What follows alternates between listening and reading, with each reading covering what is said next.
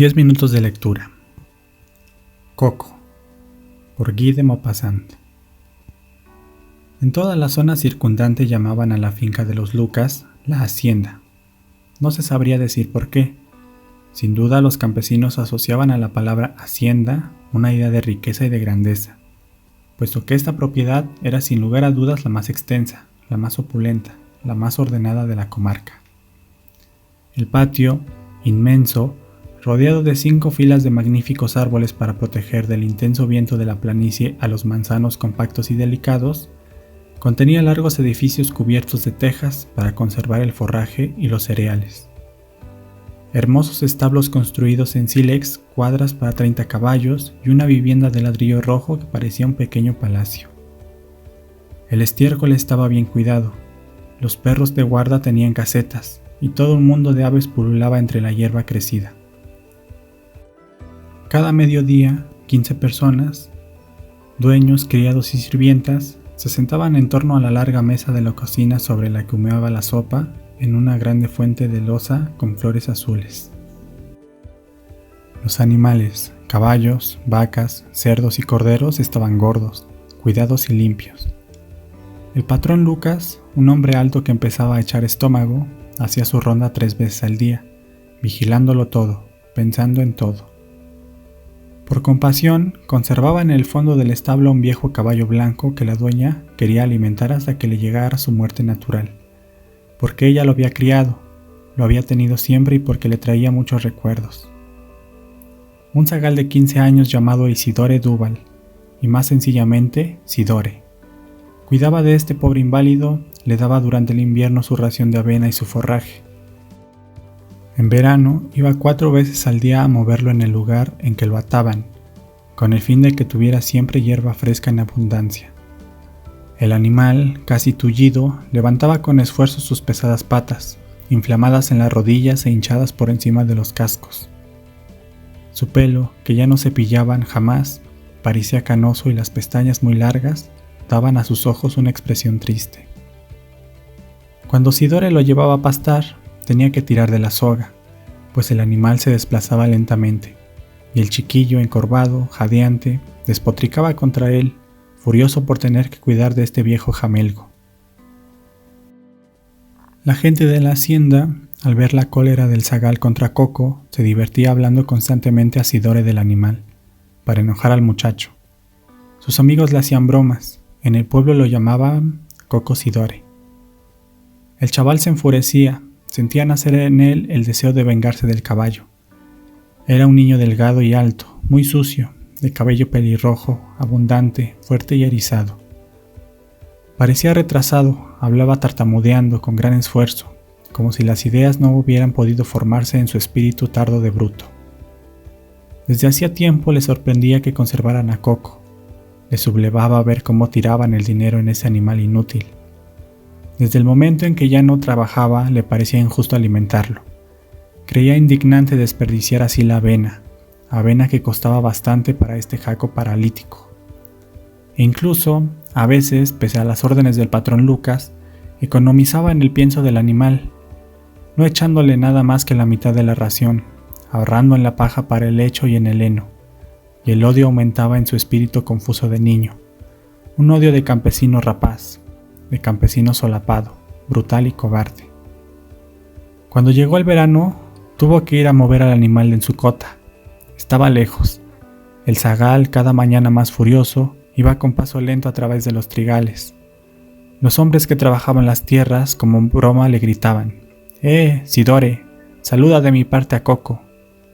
No respondía. Pero al pasar, partía una varilla de un seto, y tras haber cambiado de sitio la atadura del viejo animal, le azotaba los jarretes. El animal intentaba huir, cocear, escapar de los golpes, y giraba al extremo de la soga como si hubiera estado encerrado en una pista. El chico lo golpeaba con rabia, corriendo detrás con saña, con los dientes apretados por la ira. Luego se marchaba lentamente, sin volverse, mientras el caballo lo miraba irse con su mirada de viejo, con las costillas salientes, sofocado por haber trotado. No volvía a bajar hacia la hierba su cabeza, huesuda y blanquecina, hasta ver desaparecer a lo lejos la blusa azul del joven campesino. Como ahora las noches eran cálidas, dejaban que Coco durmiera fuera, allá lejos, al borde de la torrentera, detrás del bosque. Sidore era el único que iba a verlo. El chiquillo se divertía lanzándole piedras, se sentaba a 10 pasos de él sobre un talud y permanecía allí una media hora, lanzando de vez en cuando una piedra afilada al jaco, que estaba de pie, encadenado ante su enemigo, y mirándolo sin cesar, sin atreverse a pastar antes de que se marchara. Pero esta idea continuaba plantada en la mente del zagal. ¿Por qué alimentar a este viejo que ya no hacía nada?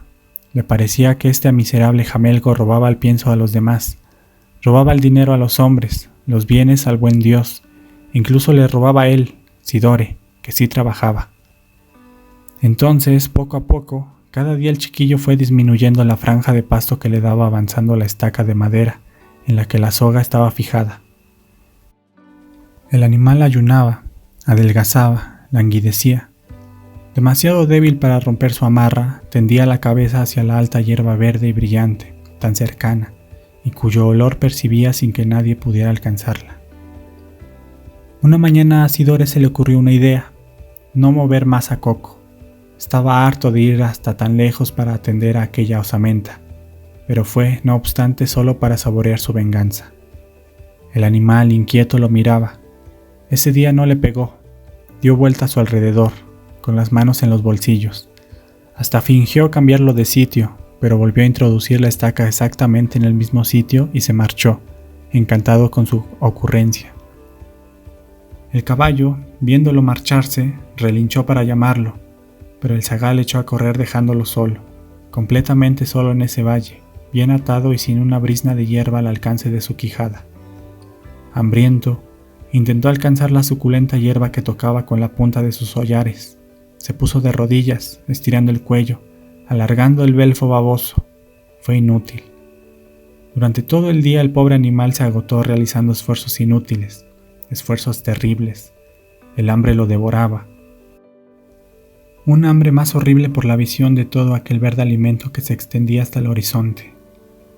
El zagal no regresó ese día. Vagabundeó por los bosques buscando nidos. Reapareció al día siguiente. Coco, extenuado, se había acostado, pero se levantó al ver al chico esperando que al fin lo cambiara de lugar. Pero el pequeño campesino ni siquiera tocó el taco de madera colocado en la hierba.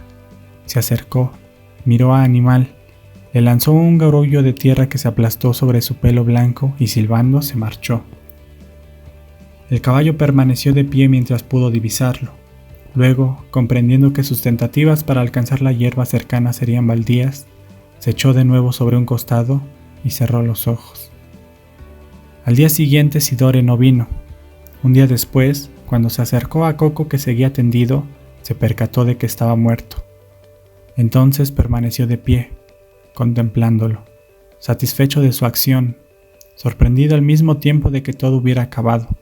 Lo tocó con el pie, levantó una de sus patas y la dejó caer. Se sentó encima y permaneció allí, con los ojos clavados en la hierba, sin pensar en nada. Regresó a la hacienda, pero no dijo nada de lo sucedido porque quería seguir vagabundeando a las horas en las que normalmente iba a cambiar de sitio el animal. Fue a verlo al día siguiente. Los cuervos levantaron el vuelo cuando él se acercó. Innumerables moscas se paseaban por el cadáver y zumbaban a su alrededor.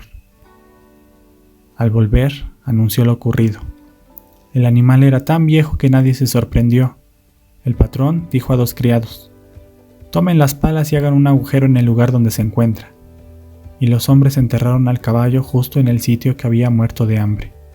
Y la hierba brotó fuerte, verde y vigorosa, nutrida por el pobre cuervo.